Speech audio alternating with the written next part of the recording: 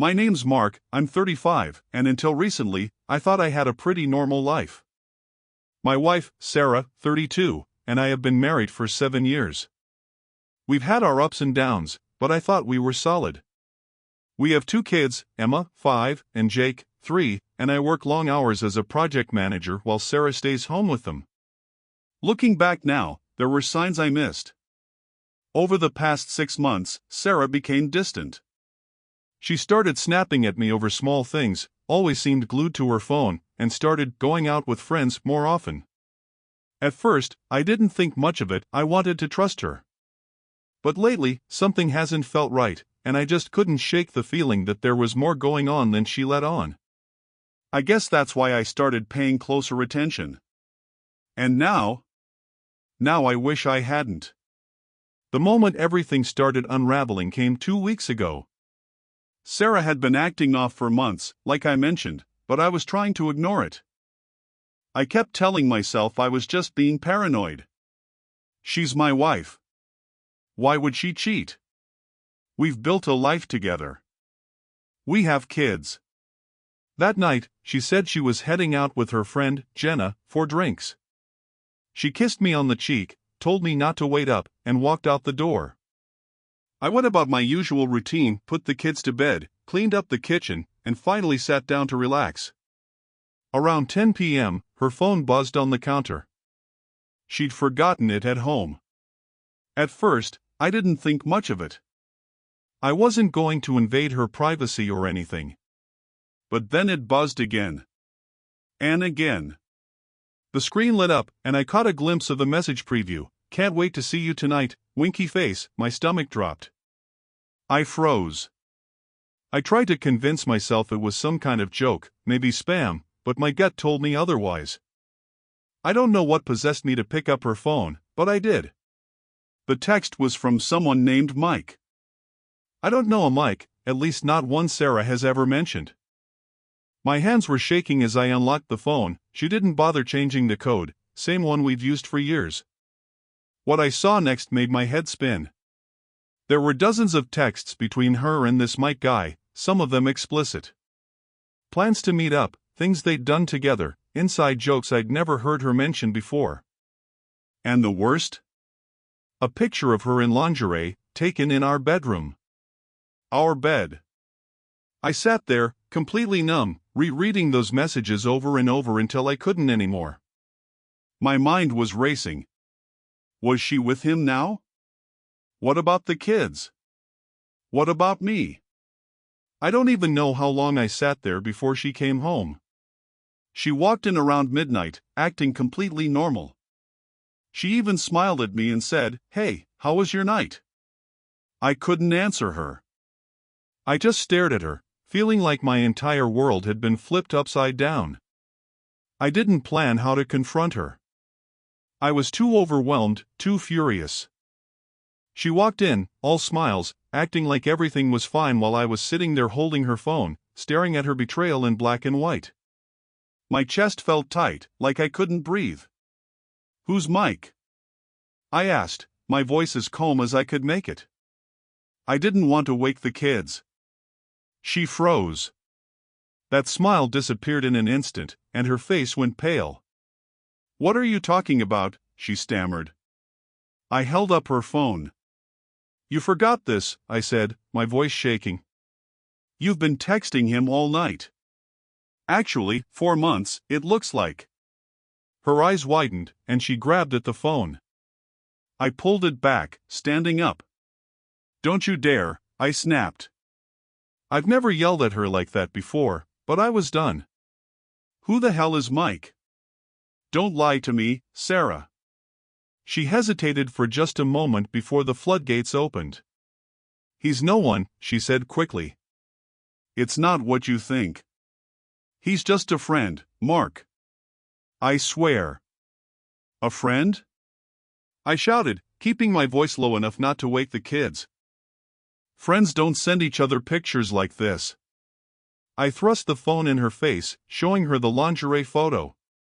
Her cheeks flushed bright red, but I couldn't tell if it was shame or anger. "You don't understand," she said. "It's just harmless flirting. It doesn't mean anything. I needed attention, Mark. You're never here anymore, always working late.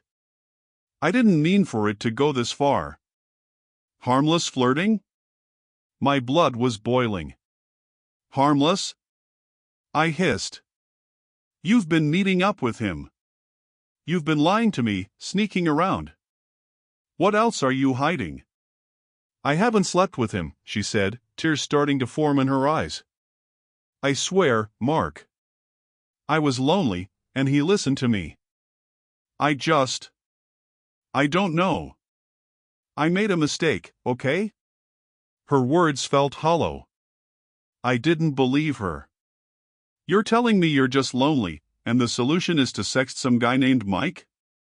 I was pacing the room now, running my hands through my hair. You know what? Don't even answer that. I don't believe a word you're saying. Please, Mark, she said, her voice trembling. Think about the kids. Don't blow this up. It wasn't serious. I love you. Hearing her say I love you after everything I'd just seen felt like a slap in the face. You love me? I laughed bitterly. You sure have a funny way of showing it, Sarah. She started crying, which only made me angrier. It felt manipulative, like she thought tears would fix this. I don't even know who you are anymore, I said quietly. And I don't think I want to. I walked out of the room, leaving her there sobbing. I didn't trust myself to stay, afraid of what I might say or do if I did. I didn't sleep at all that night. I ended up in the guest room, staring at the ceiling, replaying everything in my head. Every smile, every kiss, every moment we shared now felt like a lie.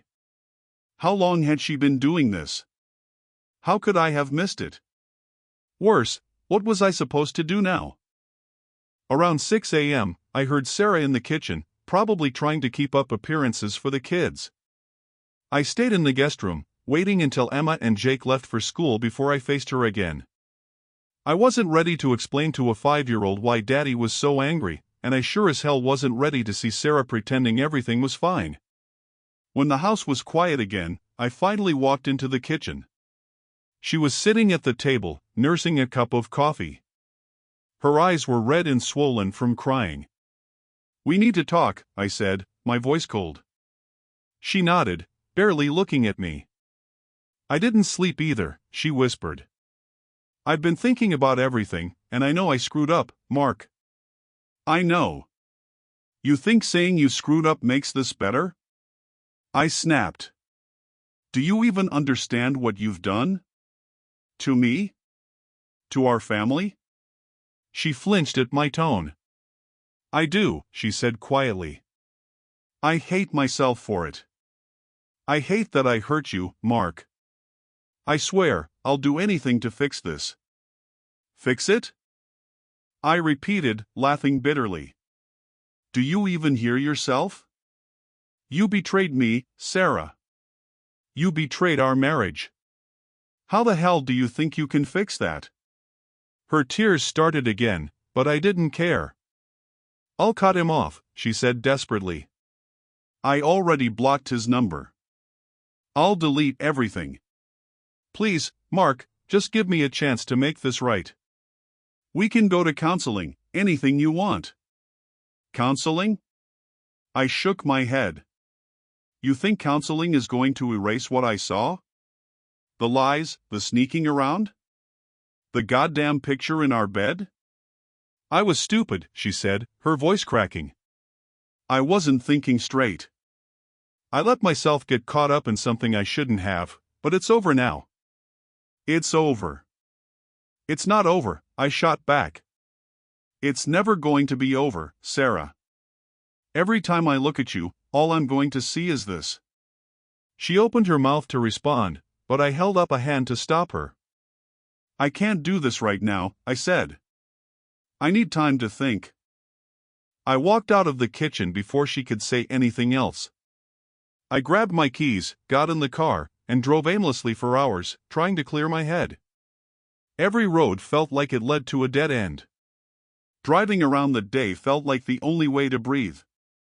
The walls of my house, the house where I thought we'd built a life together, felt like they were closing in.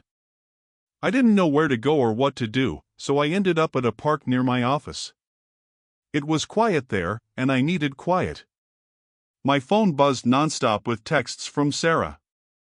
Apologies. Promises. Begging me to come home and talk. I couldn't read any of it. I just sat on a bench, staring at the phone in my hand, wondering how I got here. How the hell did this become my life? At some point, I called my brother, Dave. He's the one person I've always been able to lean on. When he picked up, I didn't even say hello, I just blurted out, "Sarah's been cheating on me." There was a long silence before he finally said, "Holy shit, Mark. Are you okay?" "No," I admitted, my voice breaking. "I don't know what to do, man. I don't know how to move forward from this." "Do you want me to come over?" he asked. "We can figure this out together." "I'm not home," I said. "I can't be there right now." "All right," he said. "Stay where you are. I'll come to you."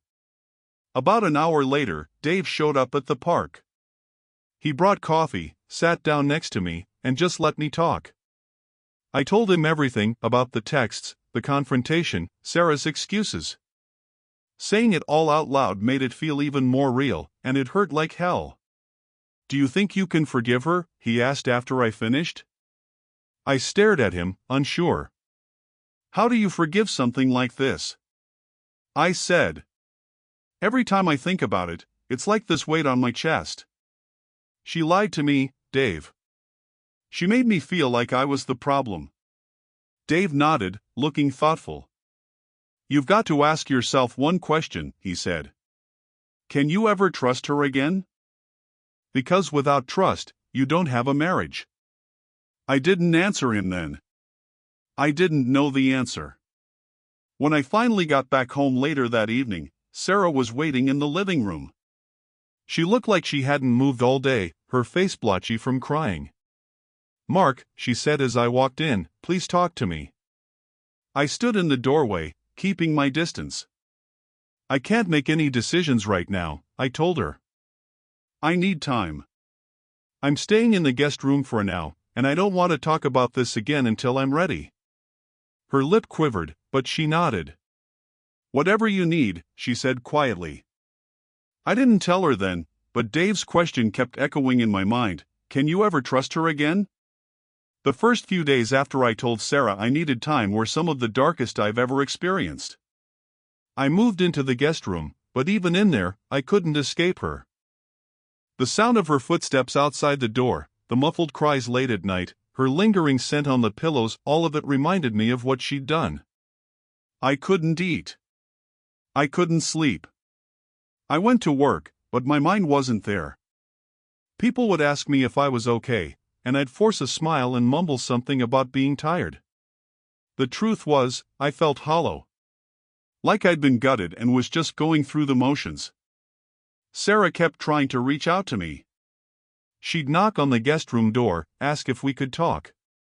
She left notes in the kitchen, little sticky notes that said things like, "I love you," or "I'm sorry." Once, she slid a letter under the door, a long, emotional apology where she swore she'd never cheated physically and begged for another chance. I didn't respond to any of it.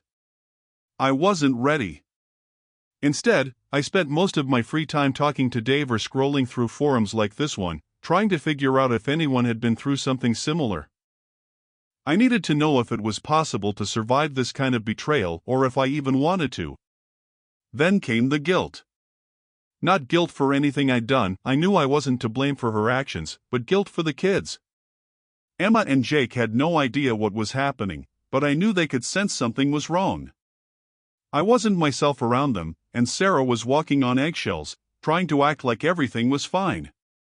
I hated that we were dragging them through this, and I hated that their world might never be the same. But even in the fog of anger and sadness, a tiny voice in my head kept asking the same question: what if she's telling the truth? What if it was just emotional? What if she really did cut him off? Wouldn't it be worth it to try for the kids? I didn't want to think about it, but the question was there, nagging at me. It kept me up at night, and when I did sleep, my dreams were filled with flashes of Sarah and Mike laughing together, touching, kissing. I'd wake up drenched in sweat, my heart racing. On the fourth day, I finally decided I needed help. I couldn't sort through this alone. That morning, I made 2 phone calls, one to a therapist who specialized in infidelity, and another to a lawyer.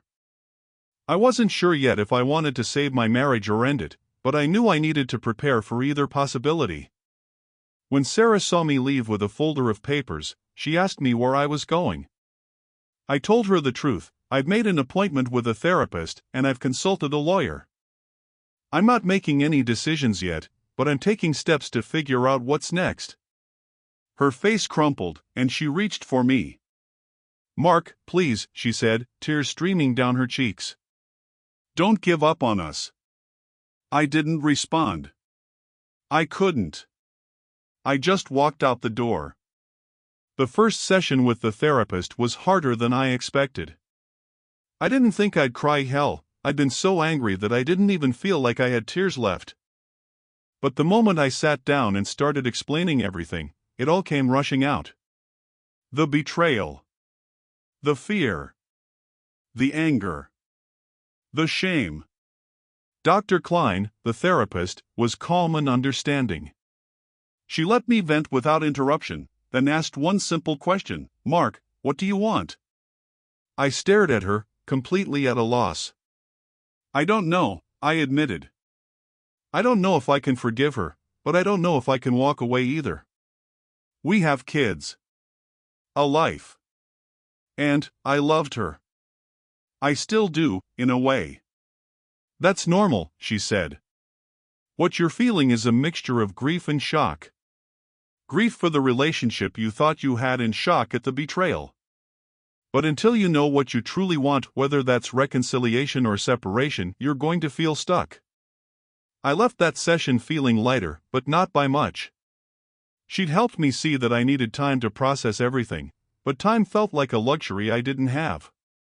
Every day felt like a tug-of-war between staying and leaving. Later that afternoon, I had my consultation with the lawyer. I didn't tell Sarah where I was going, and honestly, I wasn't sure if I even wanted to follow through with anything. But I needed to know my options, for me and for the kids. The lawyer, a no-nonsense woman named Rachel, walked me through the basics. Custody arrangements. Division of assets. How the court would view Sarah's infidelity. Hint, not much, since it wasn't physical, or at least that's what she was claiming. She made it clear that while the road ahead wouldn't be easy, it was manageable if I decided to go down that path. At the end of the meeting, Rachel looked at me and said, "Mark, I know this is overwhelming, but my advice? Don't make any rash decisions. Take the time to gather your thoughts and figure out what's best for you and your kids. Whether that's staying in the marriage or ending it, you need to feel confident in your choice." That night, I sat in the guest room and tried to imagine both futures, one where I stayed and fought to rebuild what Sarah had broken, and one where I walked away and started over. Both seemed impossible. The next day, Sarah knocked on the guest room door again. "Mark," she said softly, "I made an appointment with a therapist too. For me. I know you don't believe me, but I'm serious about fixing this." I didn't know what to say. Part of me was glad she was taking some responsibility, but another part of me wondered if it was too little, too late. "Good," I said finally. "You need to figure yourself out, Sarah. Because right now, I don't know if I can." Her face fell, but she nodded. "I'll do whatever it takes," she whispered. Therapy was supposed to help me find clarity, but in the beginning, it only seemed to make things more complicated. Dr. Klein asked me to reflect on the foundation of my relationship with Sarah, what brought us together, what made us work, and, most importantly, what went wrong. That last question was like a punch to the gut. I didn't want to admit it, but somewhere deep down, I knew things had been slipping long before I discovered the texts. Between my long hours at work, her struggles adjusting to life as a stay-at-home mom, and the endless demands of parenting, we'd stopped being partners. Somewhere along the line, we became two people sharing a house instead of a life. That didn't justify what she did, of course. Nothing could. But it did make me wonder, if we'd been better to each other, would Mike have ever entered the picture? While I wrestled with my emotions, Sarah was making an effort, at least on the surface. She started going to her own therapy sessions and left the appointment cards on the counter, almost like she wanted me to see them. She apologized every chance she got, though her words often felt hollow. And she spent more time with the kids, trying to shoulder more of the load while I figured things out. But every time I saw her, the texts came flooding back. Every I love you felt tainted, every kiss a lie. I tried not to think about the picture of her in our bed, the inside jokes with Mike, the way she'd smiled in those messages. But it was always there, like a splinter I couldn't remove. One night, about 2 weeks after the initial confrontation, she came to the guest room door again. "Can we talk?" she asked softly. I hesitated, then opened the door and gestured for her to come in. She sat on the edge of the bed, her hands folded in her lap. "I know I'm the last person you want to hear from right now," she began, "but I need you to know something." I crossed my arms, waiting. She took a deep breath. "I've been digging into why I did what I did," she said. "And I think I was looking for validation. I felt invisible, Mark. You were working all the time, and when you were home, you were exhausted. I felt like the kids got all of you, and I got nothing." Her words stung, but I stayed quiet. "I'm not saying that to blame you," she added quickly. "What I did was wrong. So wrong. But I need you to understand that it wasn't about you not being enough. It was about me not being enough for myself, for you, for the kids. I didn't know how to handle it, so I let myself fall into something I shouldn't have. I wanted to feel sympathy. I wanted to believe her. But all I could think about was how her validation came at the expense of my trust. Do you even understand what you've done to me?" I asked, my voice trembling. "You didn't just hurt me, Sarah. You destroyed us. How do you come back from that?" She wiped a tear from her cheek. "I don't know," she admitted. "But I want to try, if you'll let me. For the kids. For us. The kids." That's what it always came back to. I loved them more than anything, and the thought of breaking up our family was unbearable. But staying with Sarah felt just as impossible. That night, I lay awake for hours, torn between my heart, which wanted to believe in second chances, and my head, which screamed at me to protect myself. The days that followed were a whirlwind of uncertainty. Every conversation with Sarah felt like walking a tightrope, one wrong word, and everything could come crashing down. Meanwhile, I started exploring both paths, reconciliation and separation. Each felt like stepping into the unknown, and neither seemed less painful than the other. I met with the lawyer again to get more clarity. Rachel was blunt but fair, outlining what separation would look like. We talked about custody arrangements, dividing assets, and how to explain it all to the kids. "What you need to understand," she said, "is that this will be a process, not a quick fix.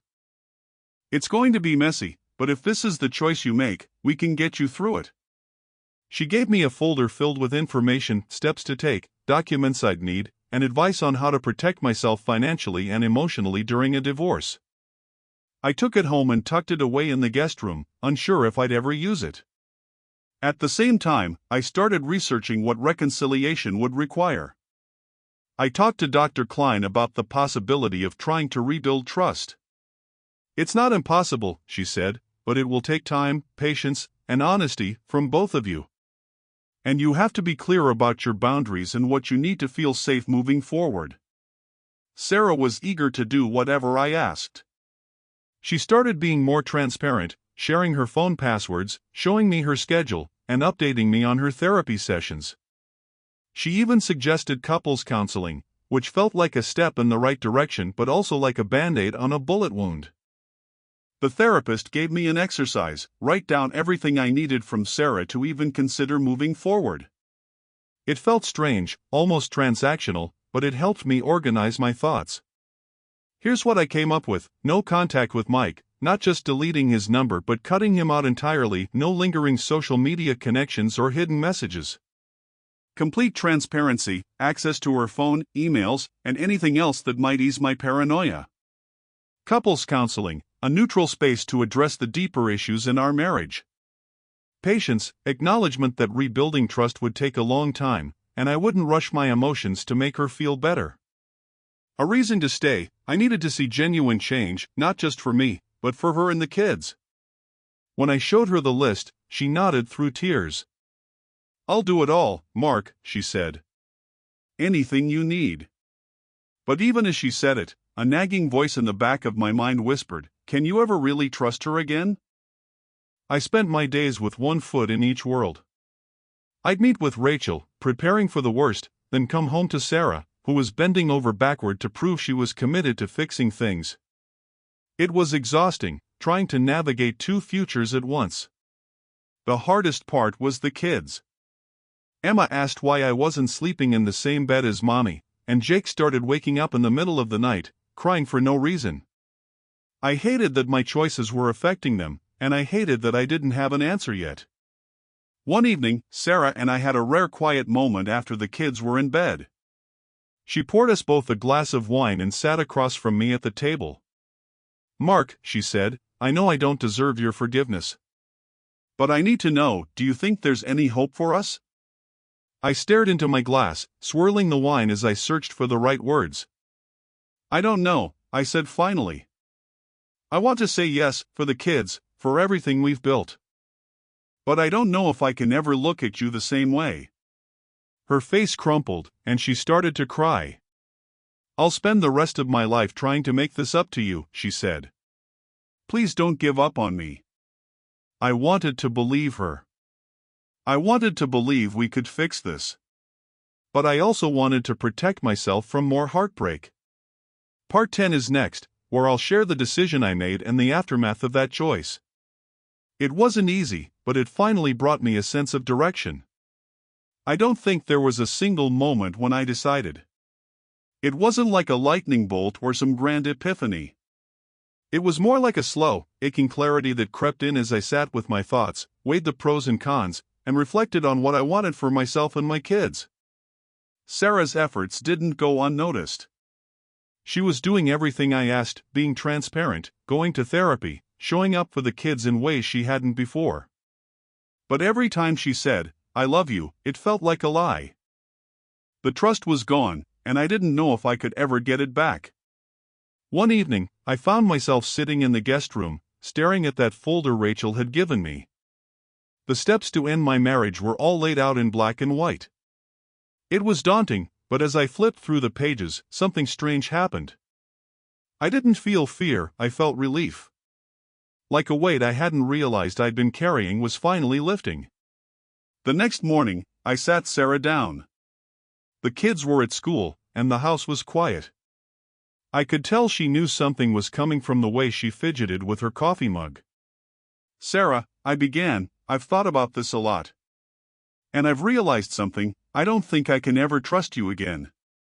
No matter how much you try, no matter what we do, the damage is done." Her eyes filled with tears. "Mark, please," she whispered. "We can rebuild." "We can try." "I've been trying," I interrupted, my voice firm but calm. "I've been trying to imagine a future where I don't look at you and see the betrayal. But I can't. And that's not fair to me, or to you, or to the kids.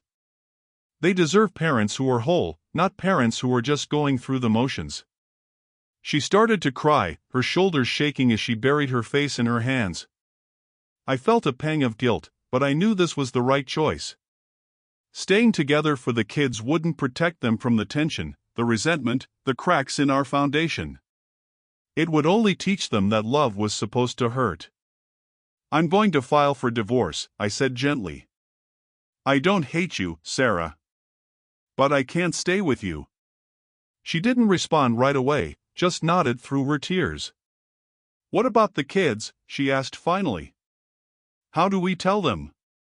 "We'll do it together," I said. When the time is right.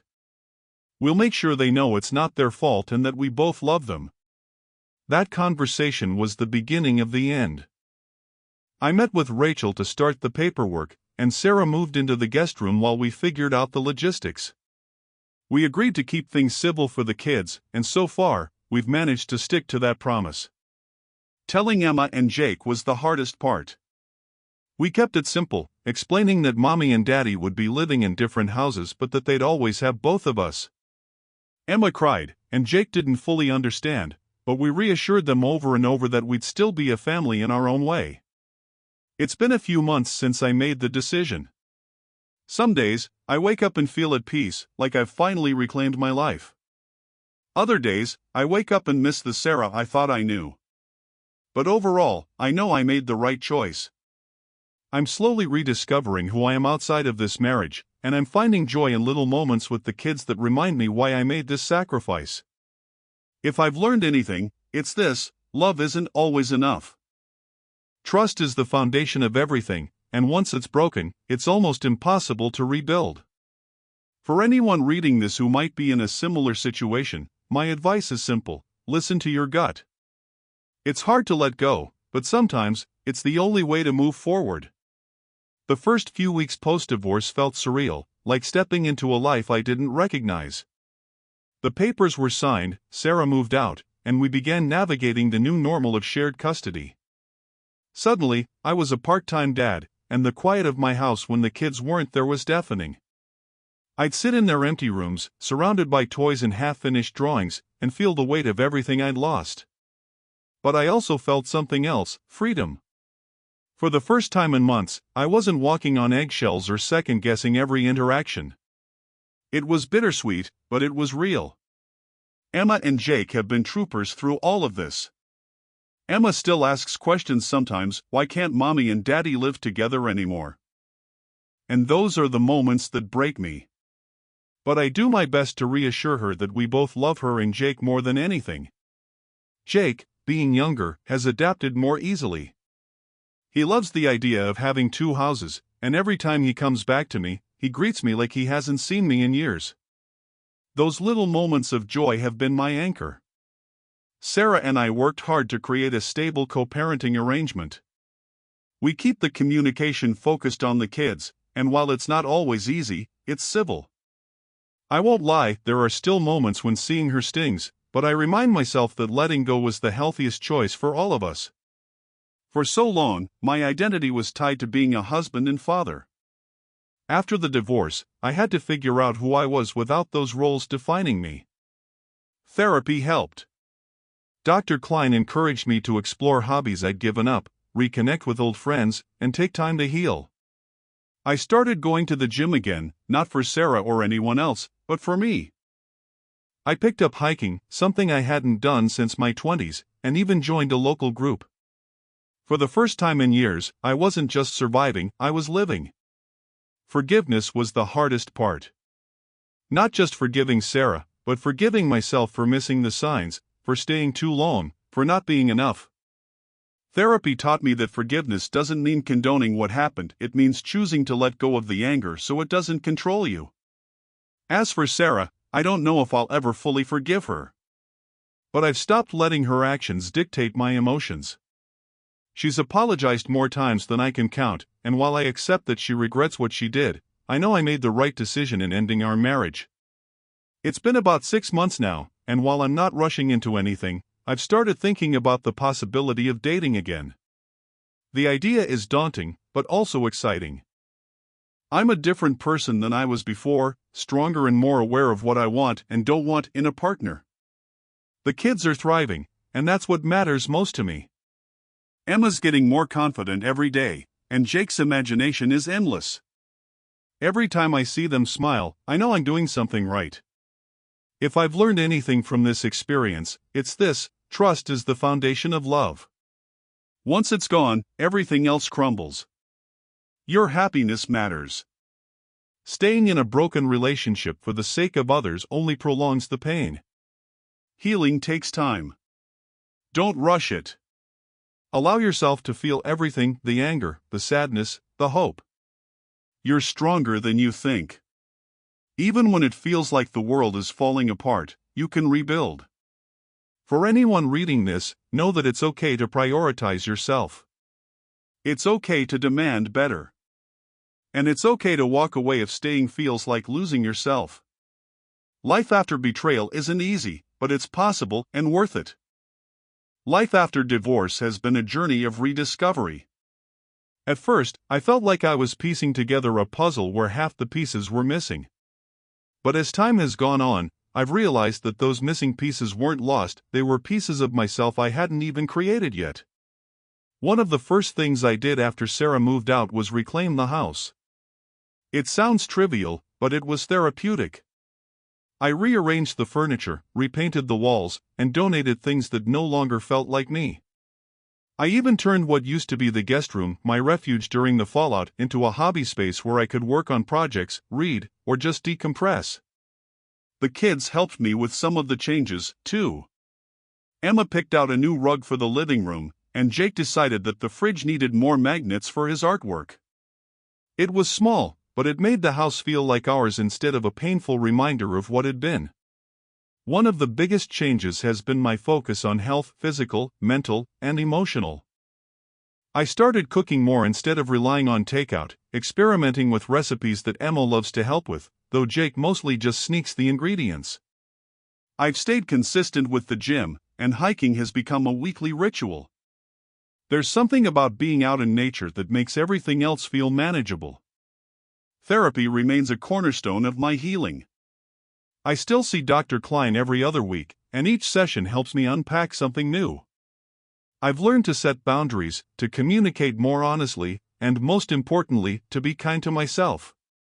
During my marriage, I let a lot of relationships drift. I didn't realize how isolated I'd become until I started reaching out to old friends. Some of them welcomed me back like no time had passed, others took some work to reconnect with. But those efforts have paid off. I've rebuilt a support system that I didn't even know I needed. My family has also been incredible. My brother Dave has been my rock through all of this, and my parents have gone above and beyond to help with the kids when I need a break. For the first time in years, I feel like I'm not carrying everything on my own. One thing I didn't expect was how freeing single life would feel. Without the constant tension of a broken marriage, I've been able to say yes to things I wouldn't have before. I joined a hiking group and met people who share my interests. I've taken on new challenges at work and even started thinking about pursuing a certification I've been putting off for years. And while I'm not actively looking to date, I won't lie, it's crossed my mind. The idea of starting over is scary, but it's also exciting. I've realized that I'm in no rush. When I'm ready, I'll know. If there's one thing I'm most proud of, it's how I've been there for Emma and Jake through all of this. We've established new routines, movie nights, pancake breakfasts, and adventure days where we explore somewhere new. They've shown me resilience I didn't know they had, and I'm determined to keep building a life where they feel loved, supported, and secure. I'm not the same person I was before the betrayal, and that's okay. I'm learning to embrace the new version of myself, one that's stronger, wiser, and more willing to take risks. I know there will still be hard days, but I also know I can handle them. I've made it this far, and there's no going back. As I've worked through the aftermath of my marriage ending, I've found myself reflecting on what love, trust, and relationships mean to me now. Betrayal has a way of shaking your foundation, but it also forces you to rebuild it, hopefully stronger and more resilient than before. I used to think love was about sacrifice, putting someone else first, even when it hurt. But now I realize love isn't about losing yourself in someone else's needs. It's about partnership, respect, support. It's about showing up for each other, not because you're obligated to, but because you want to. The kind of love I want moving forward is grounded in equality. I want someone who sees me as a teammate, not just a provider. Someone who values open communication, mutual growth, and shared dreams. And if I can't find that, I'd rather be on my own than settle for less. Trust is the hardest thing to rebuild, not just in others, but in myself. There's a part of me that's still angry at myself for not seeing the signs sooner, for ignoring the red flags, for staying longer than I should have. But I've learned to have grace for that version of me. He was doing the best he could with what he knew at the time. As for trusting others, I know it'll take time. I've started small, letting new friends in, opening up to people in ways I hadn't before. It's scary, but it's also rewarding. Trusting someone again feels like holding your breath underwater, but each time I take the plunge, I come up a little stronger. The love I have for Emma and Jake hasn't just stayed the same through all of this, it's grown. They've been my light in the darkest moments, my reason to keep moving forward. Every laugh, every hug, every "I love you, Daddy" reminds me that I'm building something better for them, even if it's not the life I originally planned. They've taught me that love doesn't have to be perfect to be powerful. It just has to be genuine. I don't know what the future looks like, and for the first time in my life, I'm okay with that. I've stopped trying to plan every step and started focusing on the present. Right now, that means being the best father I can be, continuing to work on myself, and staying open to whatever comes next. I've also started to think about love as something I might welcome again someday. Not now, but maybe down the road. When I do, I know I'll be more cautious, but also more intentional. I'll look for someone who complements my life, not completes it. If there's one thing I want anyone reading this to take away, it's this: healing is messy, and it's not linear. There will be days when you feel like you're making progress and days when you feel like you're back at square one. But every step forward, no matter how small, is a victory. Love yourself enough to demand better, whether that means fighting for a relationship or walking away.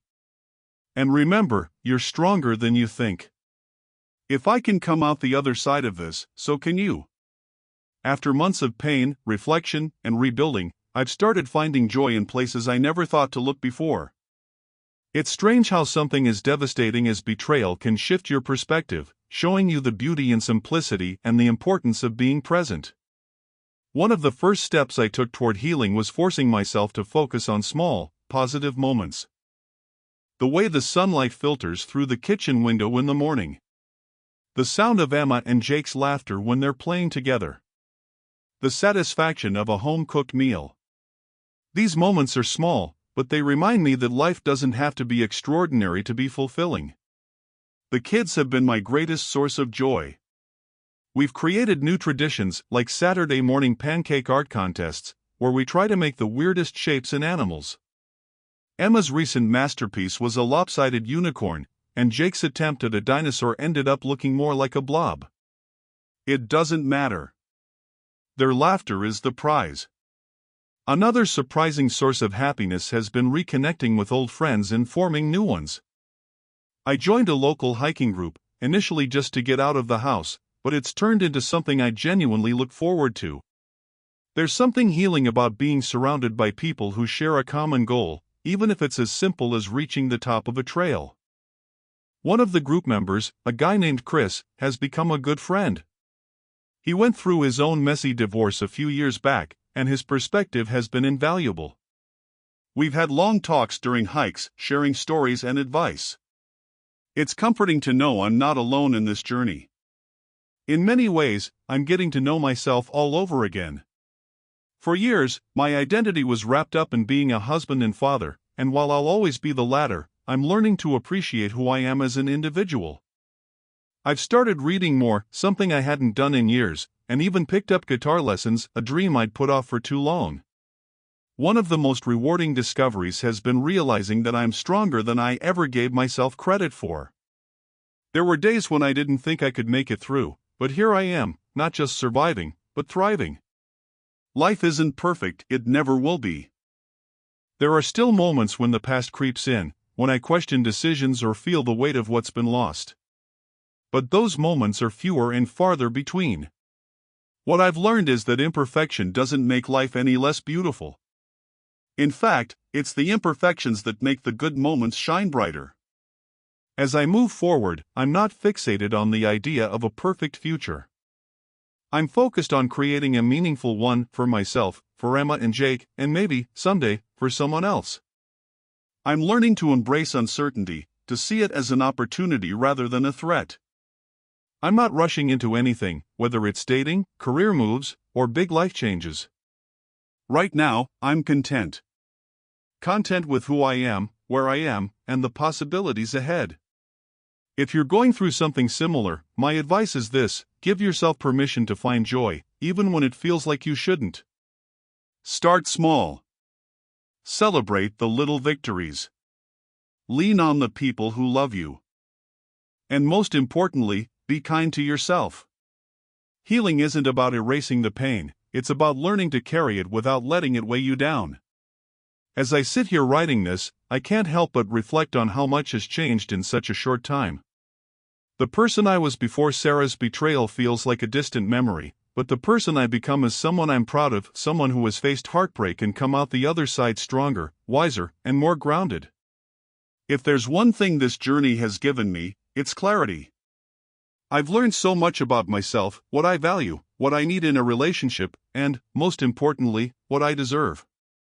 I've rediscovered my worth, not as a husband, not even as a father, but as a person. And that's something no one can take away from me. I've also gained a deeper appreciation for the people in my life. My kids, my brother Dave, my friends, even strangers I've met through this journey, they've all reminded me that love and support come in many forms. I'm not alone, and I never will be. I won't sugarcoat it, the loss is real. I lost a version of my life I thought was unshakable, a family structure I thought would last forever. And I lost the woman I thought Sarah was. That loss will always sting, but it doesn't define me. What I've come to realize, though, is that sometimes losing something makes room for something better. It's not easy to let go, but when you do, you open yourself up to growth, to possibility, to hope. The future is wide open, and for the first time in a long time, I'm okay with that. I'm taking things one day at a time, focusing on being the best father I can be, continuing to grow as an individual, and staying open to whatever life has in store. Will I date again? Probably. But not yet. I'm not rushing to fill the void because I've learned that my happiness doesn't depend on anyone else. When the time comes, I'll approach it with the lessons I've learned, with clear boundaries and a better understanding of what love truly means. To everyone who has followed my story, who has offered support, advice, or even just listened, thank you. Sharing this journey has been therapeutic in ways I never expected. I hope my story has resonated with someone out there, that it's helped you feel less alone in your own struggles. If there's one thing I want to leave you with, it's this: life is messy, painful, and unpredictable. But it's also beautiful, surprising, and full of second chances, not just with others, but with yourself.